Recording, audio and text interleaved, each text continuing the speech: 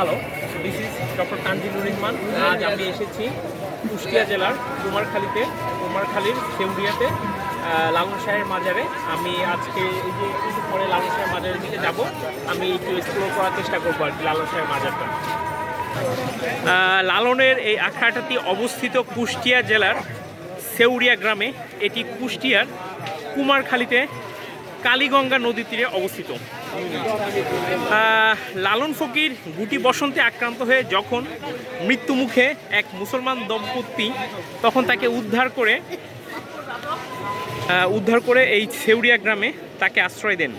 পরবর্তীতে তিনি এখানেই তার বারামখানা বা আখড়া প্রতিষ্ঠা করেন, যা আজ লালনের আখড়া নামে পরিচিত। তিনি এখানেই মানব ধর্ম, বাউল দর্শন ও আধ্যাত্মিক সাধনা প্রচার করতেন। আমরা তার মাজারে চলে এসেছি। এখানে বিভিন্ন জনের মাজার আছে। দেখেন, একজন ভক্ত এইভাবে মাজারে লুটিয়ে পড়ছে, যদিও এটা ঠিক না। তো তারপরে আমরা দেখি লালন শাহের মাজারের দিকে ভিতরে ঢোকার চেষ্টা করব। আপনারা দেখতে পাচ্ছেন মাজারে ঢোকার জন্য লম্বা লাইন।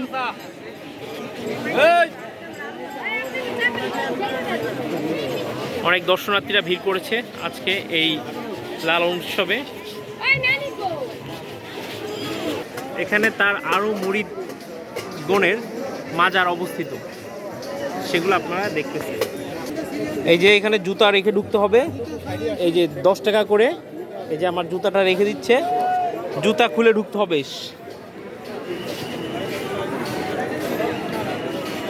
এখানে সবাই নাঙ্গা পায়ে।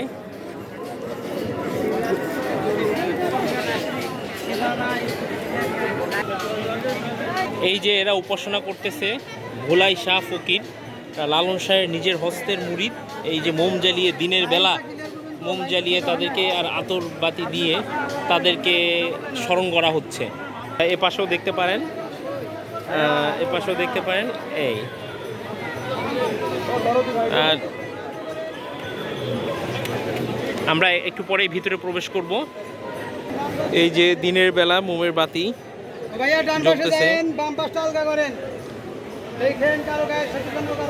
যে জম দিবসে মনের হরষে জ্বালায় মোমের বাতি, আশু গৃহে আর দেখিবে না কো আর নিশীতে প্রদীপ বাতি। আমরা একটু পরে লালন শাহের মাজারের ভিতরে প্রবেশ করবো আর কি।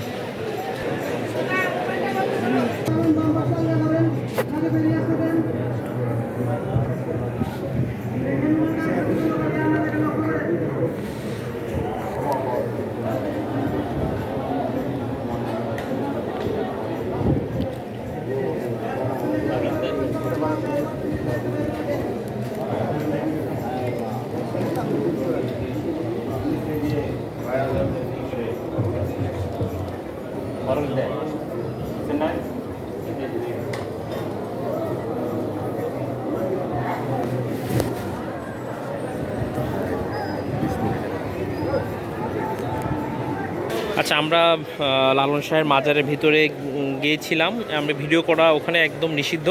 আমি অনেক কষ্ট করে চেষ্টা করছি ভিডিও করার। এখন আমরা আসছি এই যে লালনের আখড়াতে, যে বিভিন্ন সাধুরা তারা এই যে সাধু সঙ্গ করতেছে, আপনারা দেখতে পাবেন। বিভিন্ন দেশ থেকে সাধুরা এসেছেন এইখানে, নারী পুরুষ তারা একসাথে মিলেমিশে সাধু সঙ্গ করতেছেন, আপনারা দেখতে পারেন।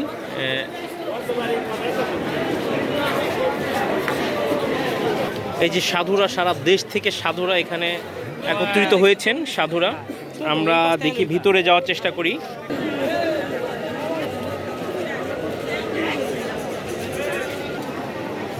এই যে আমরা যাচ্ছি ভেতরের দিকে। লালন অনুসারীরা নিয়মিত সাধনা ও গান করেন। একতারা, দোতারা, খমক, মন্দিরা এসব বাদ্যযন্ত্র দিয়ে তাদের গান হয় এখানে। মানবতার শিক্ষা লালনের মূল বার্তা ছিল মানুষ ভজলে সোনার মানুষ হবি। লালনের এই মানব প্রেম ও আত্মচেতনার আহ্বান শোনা যায় এখানে।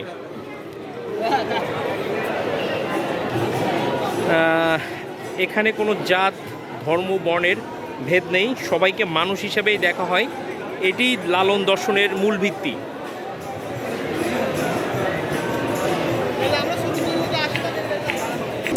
এই লালন শাহের মিউজিয়ামের ভিতরে প্রবেশ করলাম। এই ছবিটি আঁকিয়েছিলেন, এই ছবিটি আঁকা একটা ছবি, শাহের ব্যবহৃত একটি দরজা। ভক্তরা এখানে এসেছেন, সমাগম হয়েছেন। চিত্রটির আমি খোঁজ করতেছিলাম। এই চিত্রটি এঁকেছিলেন রবীন্দ্রনাথ ঠাকুরের ভাই যতীন্দ্রনাথ ঠাকুর। 1879 সালে এই চিত্রটি অঙ্কন করেছিলেন। এটি লালনের একমাত্র অঙ্কিত চিত্র। আপনারা খেয়াল করবেন, আপনারা দেখবেন। এমনি লালন ভক্তরা বিভিন্ন সময়ে এই ছবিগুলো এঁকেছে লালনের জন্য। এই মিউজিয়ামের ভিতরে লালনের অঙ্কিত বিভিন্ন ছবি, তার ইয়েদের ছবিগুলো আছে, তার যারা ভক্তবিন্দু তাদের ছবিগুলোও আছে এখানে, তো আপনারা দেখতে পাচ্ছেন।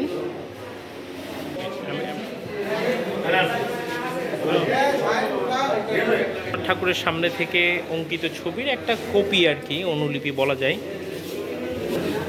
এগুলো হচ্ছে তৎকালীন ব্যবহৃত কিছু জিনিসপত্র, জুতা বা কিছু আসবাবপত্র। এগুলো আসলে লালন শাহের ব্যবহৃত কিনা সেটা আমি শিওর না। বিভিন্ন বালা, বিভিন্ন পানপাত্র এগুলো দেখলাম, এবং তৎকালীন বিভিন্ন একতারা আর কি, সেগুলো এখানে রয়েছে।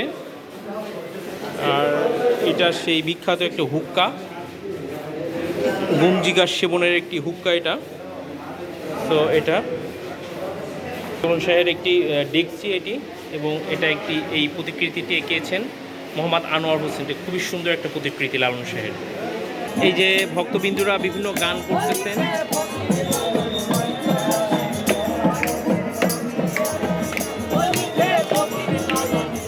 ভক্তবিন্দুরা বিভিন্ন গানে ব্যস্ত আছে। আমি এই ভিডিওটি শেষ পর্যায়ে চলে এসেছি। আসলে বলতে গেলে পরিশেষে আমি বলতে চাচ্ছি যে লালন এটা কোনো বিশেষ ধর্মের জন্য নয়, এটা হচ্ছে হিন্দু মুসলিম সবাইকে একই সুতে গেঁথেছে লালন, এবং লালনের ধর্ম বলতে মানব ধর্মকেই বুঝিয়েছেন লালন সাহেব। তো সবাই ভালো থাকবেন, আজকে এই পর্যন্তই। সবাই আমার সাথে থাকবেন, ধন্যবাদ, আল্লাহ হাফেজ। দেখতে আসছি।